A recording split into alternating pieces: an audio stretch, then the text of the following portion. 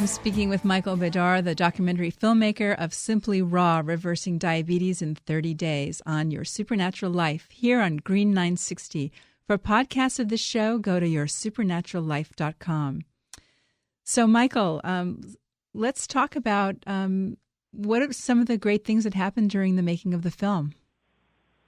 Yes. Well, in the making of it, our focus was certainly on the participants and their journey. You know, imagine if you're listening out there and you start this journey. You know, first day, second day, third day, all the way to 30 days of eating in a way you have never eaten before.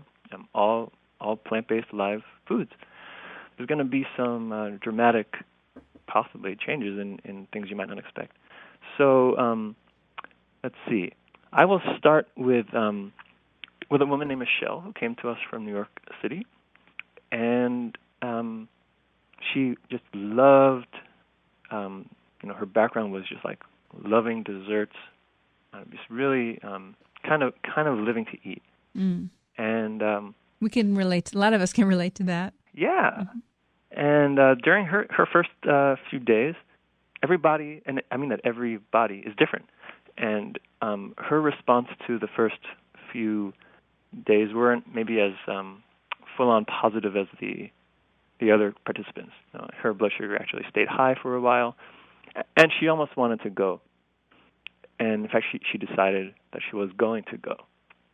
And one of the things in the film that is present in everybody who ever tries to make a positive change in their life is, and this is a term from Dr. Cousins, it's a desire to heal and a resist to heal. Mm-hmm. And in her case, it plays out beautifully, that we all have this in us, this desire and resist. And I'm not going to tell you how it plays out precisely in the plot or in the unfolding, but that's one thing we see. Everyone has this, I really would like to be off this medication, to feel that sovereignty in my body and to feel that independence and vitality. But that chocolate cake with sugar looks really good, and I'm just going to forget about my desire and let my resistance to like the healing take over. And she plays that out beautifully. Another thing that happened is one of the young men who was in the film actually was suffering from other addictions because, well, who knows exactly why, but that was kind of his personality. And the love that he received, the unconditional love of a container like the Tree of Life Rejuvenation Center, kind of helped him see that he doesn't have to put on a show to earn the love and attention from those around him, but just by allowing himself to go through a very courageous process, he didn't have to do that anymore. He would be loved more unconditionally, and that was a real healing realization for him. Right. Now, have you done a follow-up on the other people, and or all of them actually, and what's happening in their lives now? This is a few years ago, right? This was a few years ago. Yeah, the film came out last year, and it was 3 years in the working on. So that means that the participants actually went through this in 2006. So now we can say that, for example, the man who's now a fourth-year naturopathic medical student, started the year after the film. So the follow-up is so important. It's just absolutely the most important part of the film and this whole healing process is feeling support over time. 30 days, like a nice hit of healing and potential, can set you on a great course, but the continued love and commitment to yourself is what really matters. So I've been talking to some of the participants and others not. And what I see is the more they took it in as almost a connection to their spirit, the more the people found that this worked for them. And that's pretty much logical to be understood that way, because we can't heal the body if the issue is like in the mind or even the soul's hunger, Mm-hmm. So, and this is like a more subtle thing that people find at the Tree of Life and in the film. that there's never enough food to feed the hungry soul, which is another quote from Gabriel Cousens. Right. But how are these people doing? Are they still off their insulin, or they have some of them? I know the naturopathic doctor, medical school doctor is probably doing great. I'm just curious about some of the others. Yeah.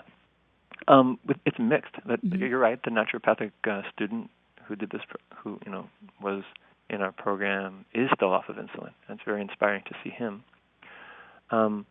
There is a man from Los Angeles who was in the film, who is the closest after him, who has gone through long stretches being off his medication, but actually is on it some. And there, from there, it goes to people who actually didn't have support at home, and right. That's always hard. Right. It's very hard, and it's why we don't make the film like it's all like this is a cure-all 30-day demonstration. It's like, can you make your home life conducive to your health? And that's a lesson that and it's a challenge for many of us. I know.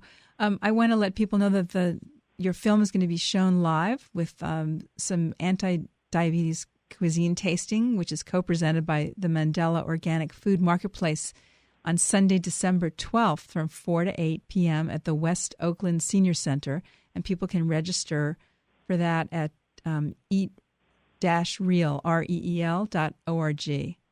That's right, exactly. Thank you. And that center in West Oakland Senior Center is at the 1724 Adeline Street. We're really excited to work with Mandela Co-op because it's one of the organizations that helps bring it into the community. What's the name of the street? I didn't catch that. 1724 Adeline. Adeline Street. Okay, excellent. Yeah. So tell me, what is spiritual nutrition that you're studying, getting a master's in? Yeah, spiritual nutrition is a study of the interrelationship between how we eat and our lifestyle in the world, and how we are experiencing life internally. And you might call that spirituality, or how we're experiencing our connection to everything. So it's a very beautiful subject. There's certainly a growth in both spirituality and also religion in modern times. It seems there's a certain consciousness emerging. And there's also a big changes in food everywhere you look. Food quality getting lower, or people really getting interested in health again. So, but bridging these two worlds deserves a subject all its own. That's what I say, and that's why I'm so fascinated by the subject. Another way of looking at it is that we want to be able to experience what's divine for us in the things we do in our everyday life. And there's a certain, charge we get from eating food that's grown with care and love and a certain amount of devotion to the earth. And we might feel that life force as we eat it, whereas certain methods of processing may actually leave the food devoid, not just nutritionally chemically different, but devoid of a force. Which we can feel, and especially as we maybe develop some practices like being quiet sometimes during the day, in the morning or in the evening, practicing being in really sacred relationships with our family and other people we love, really honoring them, and doing some yoga and qigong and meditation, being in service and giving freely. These are other foundations of spiritual nutrition besides the diet. Mm-hmm. But as we practice that, we might actually start to feel the difference between death and life on our plate. Mm-hmm. And so one thing about spiritual nutrition is it helps us go from this culture, devoid of that life force, to the culture of life, where we can be free to bring that in, and also make steps and breakthroughs in our consciousness to take us to a higher level of all the things we dream of and we want, and let food be a fuel for that. Fantastic. That's great advice, and it sounds like a very worthy cause to get involved with. We're out of time, but I want to just let people know if they want to see Simply Raw, Reversing Diabetes in 30 Days, they could find it on Amazon, I'm assuming, and Can they go to eatreal.org? The best way is eatreal.org. Okay. You can just see the trailer, and also get the DVD there shipped to you. Okay, excellent. Well, thank you, Michael. Oh, thank you so much, Beth. Okay, take care. Well, thank you so much for listening today. I want to let you know about a special gift I have for you for the holidays.